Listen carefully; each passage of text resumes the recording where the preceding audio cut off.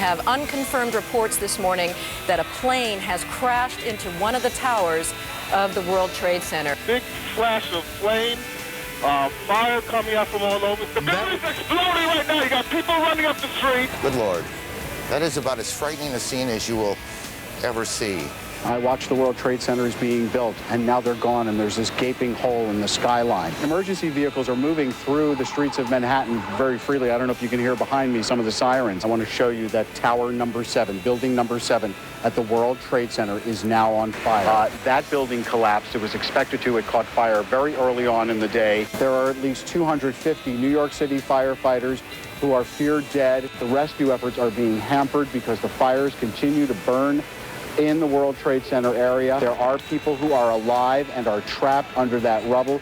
The city of New York has never felt anything like this before. Let's go to ground zero now in the attack on America, and that is New York City, of course, Manhattan. Bryan Glazer. Bryan Glazer, he works for CNN in New York. He is with us. Bryan Glazer begins our team coverage live from New York. CNN. He's been helping us all day. Bryan Glazer is in Manhattan tonight. He joins us now. Now. Good evening, Bryan. Bryan Glazer from CNN is there for us. I'm being given a note right now that we're just told that the Associated Press is now reporting that the death toll is into the thousands of people at the World Trade Center. We have firefighters from all across the tri-state area, that is New Jersey, Connecticut, and New York, moving into Manhattan. We understand that there may be 30,000, 40,000 firefighters and emergency workers battling that place. At least 1,500 walking wounded are being sheltered on Liberty Island, where the Statue of Liberty stands in the middle of New York Harbor. There are military jets that are scraping the skies above New York City, as well as Black Hawk helicopters. This is a state of war in New York. I don't think that anybody would disagree with that estimation.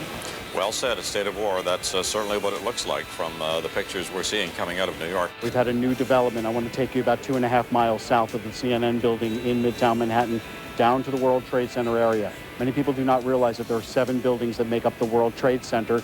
The building number 7, which is 47 stories tall, caught fire earlier today and just moments ago collapsed. Thus, you see a huge plume of gray, black, and almost blue ash moving through the air. That building collapsed just moments ago. Night is now falling over the island of Manhattan, and yet a dark gray and black plume of smoke continues rising from the southern tip of where the World Trade Centers once stood. There is another building that is threatened to collapse. We are being told, these are sketchy reports, unconfirmed information, that a Marriott hotel, which is located in the heart of the World Trade Center, which has been evacuated, faces the possibility of crumbling. We now know, according to the New York City Fire Department and the mayor's office, that 250 firefighters are confirmed dead.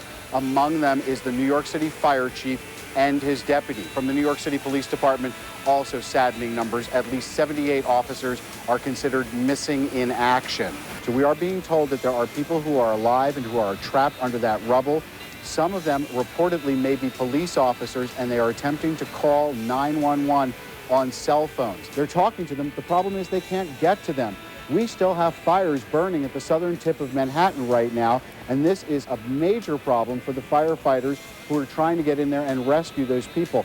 Right now, the rescue efforts in many cases have been suspended until the fires and the smoke clear. Those are the statistics. Now give us a feeling of what New Yorkers are going through. New York is a place where sometimes the worst brings out the best in us. I can tell you I've lived in New York City off and on all my life, and grew up here, and I watched the World Trade Centers being built, and now they're gone, and there's this gaping hole in the skyline. If you look on the faces of New Yorkers, there is just this blankness. It's surreal. People haven't really come to grips with what's happened. I've covered many disasters, and I'm a hometown New Yorker, and to me, like the rest of the people in the city, I feel this in my heart, and I can't really describe the emotion to you that people are feeling today. Thank you so much, Bryan Glazer tonight. Thank you for your thoughts, really.